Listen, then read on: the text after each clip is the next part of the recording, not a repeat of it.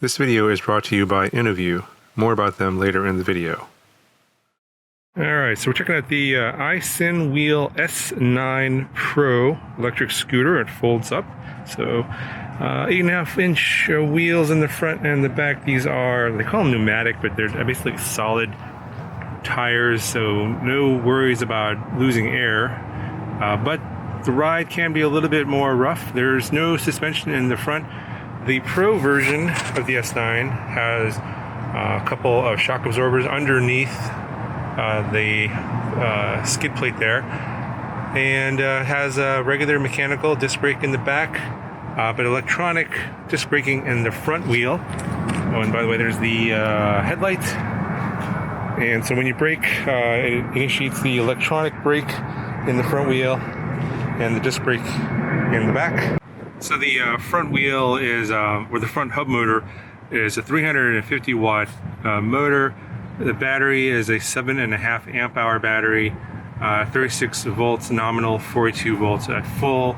Of course, it does include a charging, see the charging port there. IP54 rated for water resistance, so obviously you don't want to put this into a lake or anything like that. Obviously that's not going to work, but it should be fine for small splashes and puddles. It came pretty much all assembled. The only thing I do is attach the handlebars in the front here with these screws. There's 2 in the front, 2 in the back. Thumb throttle, of course, here. Pretty nice grips. You got a little bell here. This one comes with this little bag in the front. At least mine did. I think the S9 Pro does, and if you get the regular S9, it can be purchased as an accessory. Got a safety latch here, or safety on the latch here for the folding mechanism. They're saying about max speed 18.6 miles per hour, and about 15.5 miles of total range on full charge. It takes about 3 to 6 hours to charge the battery overnight. There's 2 modes on here. There's an eco mode and a sport mode. So for me, at my weight, about 200 pounds, 6 feet tall, I'm getting about 13 miles per hour in eco mode at max speed, and if for sport mode, around 16 miles per hour. So if you're a little lighter, you're going to probably get more range and higher top speeds. So turn this on, you long press, and there's a speedometer there. It defaults to sport mode. This display is very hard to read in sunlight. You can see, you can hardly see it. I'll show you here a little picture of it in shade. But yeah, it shows you the speedometer. There's 2 speed modes, and then it has a little battery reading here. It does sag a bit. So right now I'm on 4, but when I noticed when I was riding, it would sag sometimes down to 3 or 2. So the batteries aren't the best quality, but you know, this is a budget folding electric scooter around the $400 price point. So pretty standard stuff here. Obviously this is kind of a clone of like a Xiaomi or something that you've seen. There's a lot of these out there, and this is, I think, sold at Walmart, Amazon, their own website, etc., a bunch of places. But yeah, let me show you how it rides. So far, been riding around a little bit. The shock absorbers in the back work really well. So if you're looking for some portable or budget monitors for your computer, laptop, or gaming setup, Interview has you covered. As an example, here's a 24-inch 1080p display. It has a 100 Hz refresh rate and 99% sRGB color gamut. It features built-in speakers, has a brightness of 250 nits, 4000 to 1 contrast ratio, has HDMI and VGA input ports, a 30-day 100% money-back guarantee, and a 12-month warranty. And the price is very competitive at just a little over $100. To check out this monitor and all the other monitors that they sell, check out the link in the video description. Okay, I'm going to show you a little bit how it rides. You have to push and then hit the throttle, and then it'll go. Got pretty decent power. Of course, we're on a level surface here. It should handle, I think, most hills with an incline about 10 to 13 degrees, I think, is the max. But yeah, if you hold the throttle down, and it'll increase its speed, and then the cruise control will kick in. So it beeps there, 2 beeps, and then it will maintain its speed. You have to hit the throttle again to turn the cruise control off. The brake works pretty well.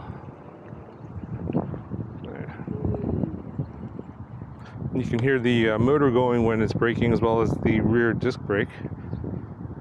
But for, I think, most people, I don't think the speed is more than adequate. I mean, I don't like really going super fast anyway.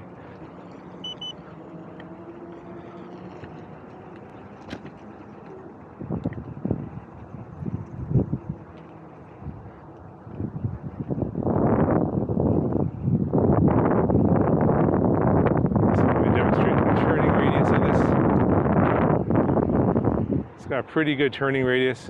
Hopefully you can hear me over the wind. It's getting pretty windy right now. But as long as you're not going too fast, you can, I'm doing a circle here, maybe around 15, 20 feet. I'm maintaining it fairly easily. It's fairly easy to balance on here. I don't feel like it's rickety or loose or anything like that. This feels pretty solid for, especially for the money. It's, you know, budget and entry level. It's got smaller wheels, so obviously you want like to move up to something higher end, you know, inflatable tires, bigger wheels, etc. Of course you can get all that, but it moves you up into a higher price range.